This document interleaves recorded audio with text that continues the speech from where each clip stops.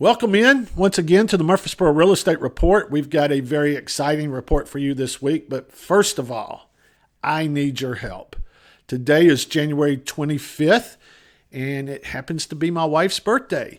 So if you're listening, if you're watching to this, please comment below. Happy birthday, Tracy. That's Tracy. I would appreciate it, and I know she would as well. So please do that. While you're there, please go ahead and subscribe if you have not done so already. I know a lot of you have. Our viewership has really grown over the past few weeks and months, and we appreciate that. We do enjoy bringing this information to you every week. It's about the Murfreesboro real estate market, where we include Rutherford County, Smyrna, Vergne, Murfreesboro, Las Casas, Fosterville, Eagleville, Rockville, Christiana. What am I leaving out? If I left out your area, comment below too.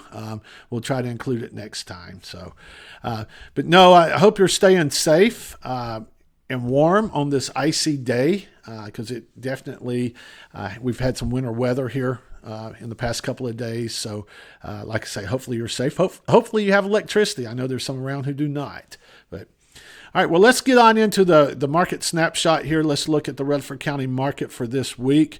If you'll notice this number here up at the top, that is the market health score that we've come up with, the Turner Victory team has. It's something new that we're doing this year, where we take into account a lot of different information, not only on the national level, but we've really drilled it down to information on the local level. And there's about 25 or 30 different factors that go in to help create that number. So we will be looking at that every week and seeing what we're looking at as far as the market health. Right now we're at a 48, which basically means we're at a balanced market. It's not really favoring buyers. It's not favoring sellers. And we're not just talking about, month supply or something like that, even though some of that's factored in, but just what's trending with the market right now. Now, I can see a scenario, and we'll talk about it in a minute, where that maybe start trending a little bit more towards sellers with some of the things we have going on, which is some pretty interesting stuff this week. So right now we have 1,313 homes available on the market. We have a 3.3 month supply across the board. This breaks it down by a price range. There's our 1813. We had 65 new listings this week, okay? 65, and we'll look at that here in a minute. But 121 pendings, almost double the amount of pendings as new listings. That is interesting. That is something we're going to be keeping an eye on. We closed 47 units this week. There were 56 delisted. That means that they were pulled off the market for whatever reason. And over the past 6 months, we've closed 2,623 homes, which is gives us about a 3 month supply on the market.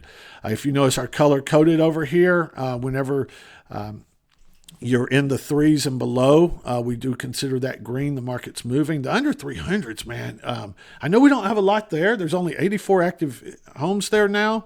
That is a crazy low number, because look out here. We're almost about 25% of that market actually pended this week. So that's a 21 of those pended. So really just a lot of activity right there. And that would include those condos too. They're below, and townhomes that are below 300,000. We saw a good movement this week in all three of the lower price points, as you would expect. So nothing surprising there, except we're a little low on inventory in those areas. So we will keep an eye on that. Let's jump over to some of our charts that we like to look at. This is month supply. Let me raise it up just a little bit. So if you look at the bottom, you can see the grid down here. The orange is 2026. If you'll look, and I will tell you this green, which is 2025, that first month that's something I need to fix on the chart. It was down closer here to the 2.41 mark. But if you notice, we have been trending down this month in month supply. In month supply, just if you don't remember, it basically means that if nothing new came on the market and sales continued at the pace they're at, how long would it take for everything on the market to sell? So, and right now we're just right above 3 at 3.03. If you look back to last year, look how this climbed. If you remember, January and February were really slow last year because mortgage rates were over 6%. I'm over 7%. So we saw a buildup, not many sales, and the market really built up with some inventory.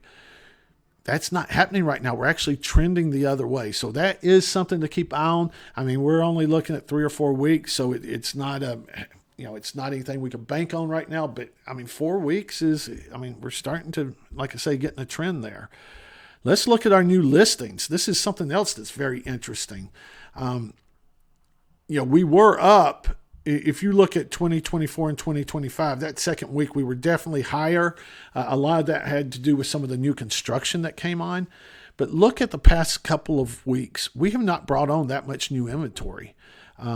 We brought on, let me see, what is that? A little over 100? Yeah, 109. And this week, 65, compared to last year, 178, 184. So, inventory is not, if you're a seller, there's not that much inventory coming on. This may speak to you and say, you know what, if I'm thinking about selling, maybe I have a little bit better chance now because I don't have as much competition as what I've had in the past couple of years coming on the market. So that's very interesting. This one right here goes back 3 years. There's a couple of breaks in it, and that's fine. But this actually is your weekly pendings. And if you notice, let's go back to 2025. Look how low these numbers were right here, 2025. Then we saw it increase a little bit. 2024 had a line up for 3 weeks, and then it softened and then it went up. So a pretty good increase right there in 2024. 2023 was a little different. It was still kind of high, and if I were to put a line on this, it just kind of remained around that 140 mark, really, if you average those out. But look at 2026. We started out. Now, you got to remember that first week was only a partial week, so it's 66. Then we go up to 94.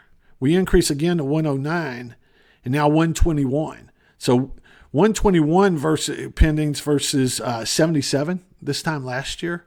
So that's a huge increase in what's going on right now. So we definitely are keeping an eye on that.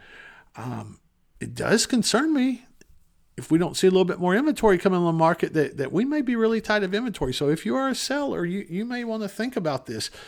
I think that's pretty much it for these charts. This one right here is days on market. We've got the MLS days on the market versus true days on the market. And the true day is basically where we pull out the relist. If a house was on the market and someone pulled it off the market and put it back on the market, we consider that data whenever we're looking at true days on the market. So, in some of these price ranges where the MLS may say it's 43 days, it's really 52 days. Not so much, it doesn't bother us or affect us that much in these lower price points, but you start getting over here in the 600s and 40 days versus 57 days or 45 days versus 61. So it does make quite a bit of difference as you start moving up in price range. So something to look at. The MBA Purchase Index, we've talked about this before. Let me see here. How did I expand that full screen? There we go. We talked about this before, and the Purchase Index it's a leading indicator. It's people that are making applications for mortgages. So they're not buying a house right now, or they may be, but they are making an application, and normally we see those closings start hitting about 4 to 6 weeks out. So they put a number on it. It's called the index. Last week, we were pretty happy with 184.6. But look at this, 194.1 this week. I have to go all the way back to January 20th, 2023 to see a index number higher than that. Okay. What that tells me is that buyers are coming out of the woodwork. They're starting to look. Why would they be really starting to look? Why would they be thinking about buying a house right now? Well, the reason why is, let's go back, back here in, I got the 1 year track on this. So back here in January last year, we were actually slightly above 7% with the mortgage rates. Now the 30 years somewhere around 6.6, 6.9 for this week, nearly a percentage point lower. I will tell you right now, Most lenders I'm talking to here in Rutherford County, they are able to get people approved and have a 5 in front of that number. Sometimes you may have to pay a point or something like that. Sometimes it doesn't matter if your credit's good enough, depending on what type of loan program you're going with, depending on your ratios, depending on how much you're putting down.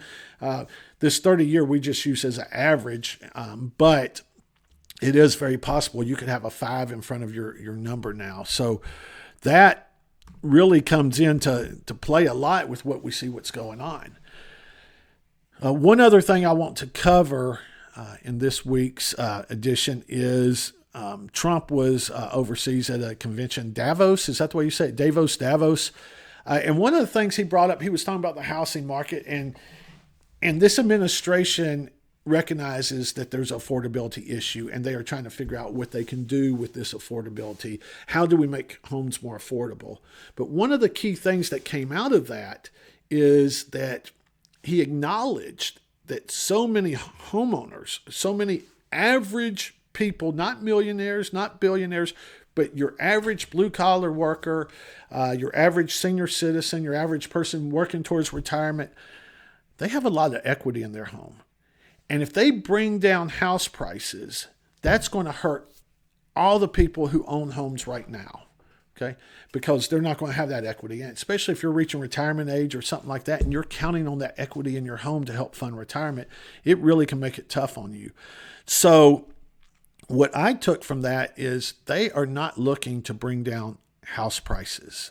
So if you're sitting on the sideline waiting on the market to crash, real estate runs in cycles. I'm not saying it may not go down, it may not go up. I want you to know, though, that 2007, 2008 was an anomaly, okay?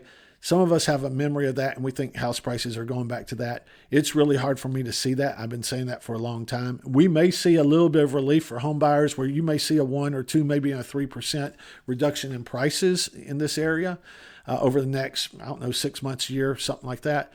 But nothing is pointing to that crash.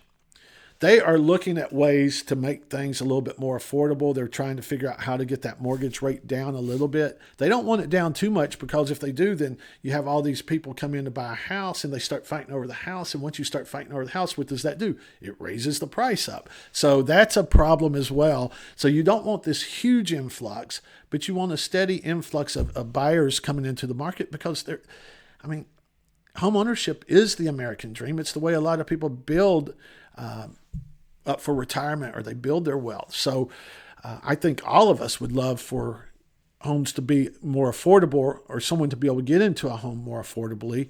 And really what we're looking at there, more so than the house price, is the mortgage payment. And so there's some things that they're looking at. I don't know exactly what's going to come out. I'm just glad that they're looking at it. A lot of the governmental agencies are looking at it. I do expect there to be a few announcements coming out. President Trump did talk about where he made the, I think it was executive order that these big institutions, real estate investment trusts, are not allowed to buy any more houses. I don't know exactly where that's going to stand and where it's going to end up completely, but they are working on things. So know that if you are thinking about buying a house, things may get a little bit more affordable for you, but prices, I don't see they're going to crash. So, and if you're a home seller, mortgage rates have come down. If you've been thinking about moving up in house or something like that, and you just couldn't stomach paying 6.5% or 7% whenever you're locked into a 3%, well, it's very possible that you get something of 5% now, especially if you have that equity in your home and you're using a lot of it for a down payment. So that will certainly help you as well. So really, we're starting to see a lot more movement is what it boils down to. We're starting to see a lot more movement in the housing market, nothing like 2020 or 2021, but we are getting back closer to what I would consider more of a normal market. So if you put your selling a house or buying a house on hold, it may be time to revisit that. That's what our team here at the Turner Victory team does. We like to help you clarify and understand the process and understand where you are, because we want to help you make good decisions. That's one of the reasons why we bring you this report every week, is we want you to understand what we're seeing here on the ground right now and what's happening. So please reach out to myself, John Turner, or any one of the Turner Victory team members. We'd be more than happy to help you. I always thank you for tuning in. It amazes me sometimes when people say, well, you said this in your video, or you said this. I'm like, really? You watched it to the end? So I do appreciate you sticking around if you do watch it to the end. As a matter of fact, comment below and say, I made it to the end. I'd like to know how many of you do watch it all the way through. So anyway, thank y'all for visiting with us this week. We look forward to bringing this to you again next week. Until then, stay safe, stay dry. Don't get hung up on any of the ice or anything like that. And I hope you make it a great week, and we will see you next week.